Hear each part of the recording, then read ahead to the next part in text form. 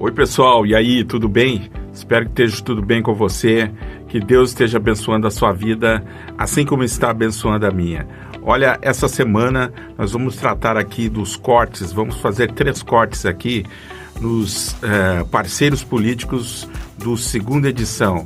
Segunda Edição é um programa que tem no canal My News. É bom a gente ter uma ideia, porque eles estão debatendo sobre o que vai acontecer, o que está acontecendo com a direita.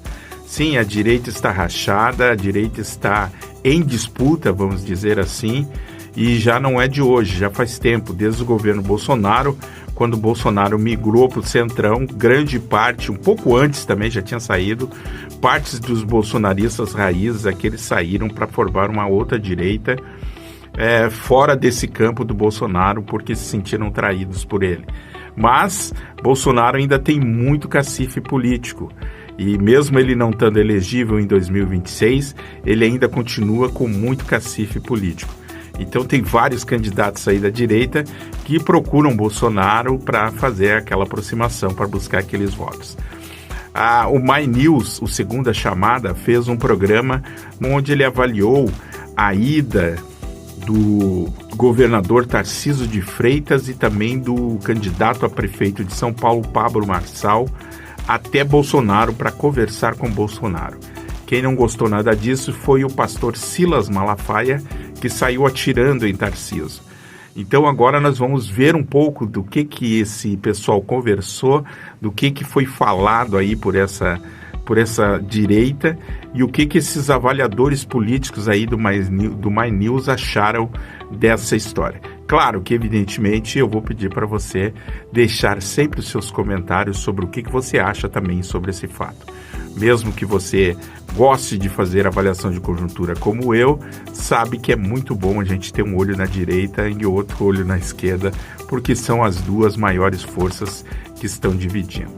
Então, os convidados aí desse My News interessante que aconteceu aí no dia 5 é o Paulo Motorim, do The Intercept e do New York Times. Também o Leonardo Barreto, cientista político, e a Andréia Gonçalves, que é comentarista de política.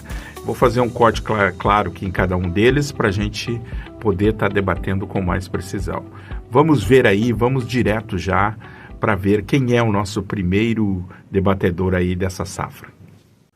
Bom, pessoal, então para começar esse debate, para começar esses nossos videozinhos aqui, esses nossos cortezinhos aqui, para a gente conseguir fazer uma análise de conjuntura bem precisa sobre a situação de São Paulo, vamos pegar aí primeiramente aí com o jornalista e colaborador do Intercept Brasil, Paulo Motorim.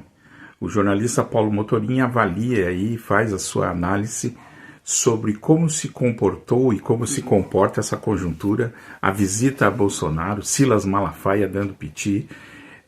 Paulo Motorim avalia isso aí e coloca para você agora aqui no nosso canal. Vamos ver aí para você ver. Depois eu volto de novo para a gente comentar sobre o que ele está falando. Escuta aí para te ver. Eu acho importante a gente relembrar alguns fatos de contexto. O primeiro deles você já trouxe aí, né? Silas Malafaia, para além desse líder religioso histriônico que a gente já conhece há tantas eleições e há tanto tempo no Brasil, ele foi o grande organizador das manifestações de São Paulo e do Rio de Janeiro mais recentes em favor de Jair Bolsonaro. Não só foi o financiador do trio elétrico, como também foi a voz de Jair Bolsonaro nessas manifestações. Vamos lembrar que os discursos mais duros contra Alexandre de Moraes, contra as instituições, foram feitos pelo Malafaia, enquanto que o próprio Jair Bolsonaro tirou um pouco o pé das críticas. Então Malafaia vocalizou muito do que Bolsonaro não poderia dizer naquele momento. Acho que esse é um fato que é importante a gente lembrar. Segundo lugar, Tarcísio de Freitas, governador de São Paulo, está negociando a sua ida para o Partido Liberal e apesar do presidente do partido, Valdemar da Costa Neto, dizer que isso com certeza vai acontecer, é uma negociação delicada. Afinal, a gente pode estar falando do partido de um candidato presidencial com boas chances em 2026, então essa negociação não deve estar sendo fácil. Eu acho que essa declaração do Malafaia sobre a desconfiança a Tarcísio também pode estar servindo de algum recado nessa negociação. A gente não tem todos os elementos, todas as cartas à mesa, porque vamos lembrar que nem o presidente do partido e o Jair Bolsonaro podem conversar, então essas negociações a gente vê alguns indícios na imprensa e tenta entender como elas funcionam. Mas, basicamente, as eleições municipais também contribuem para esse cenário de tensão dentro desse universo da direita. Acho que um caso bastante simbólico e que ressoa nessas declarações de Silas Malafaia é a eleição para a prefeitura de Guarulhos, que é o segundo maior município do estado de São Paulo, estado de Tarcísio, onde tem uma briga feia entre dois candidatos da direita, o candidato do PL e o candidato do Republicanos, ou seja, o candidato de Bolsonaro e o candidato de Tarcísio. E nessa semana, Carlos Bolsonaro, filho de Bolsonaro, fez críticas a esse candidato do PL.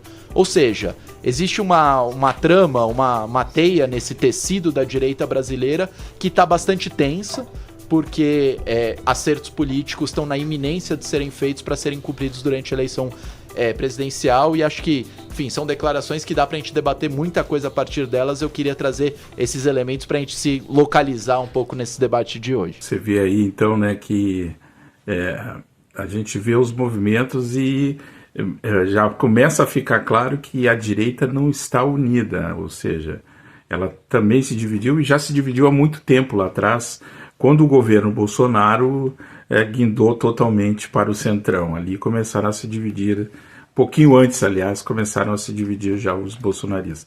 Logo depois de eleito já começou a se dividir os bolsonaristas, né? Então ainda ele é meio dividido. Claro que isso é positivo para a esquerda, mas no segundo turno ainda tem que ganhar, né? Então agora essa história de ganhar no primeiro turno do Pablo Marçal, nós vamos ter que esperar para ver se isso é verdade.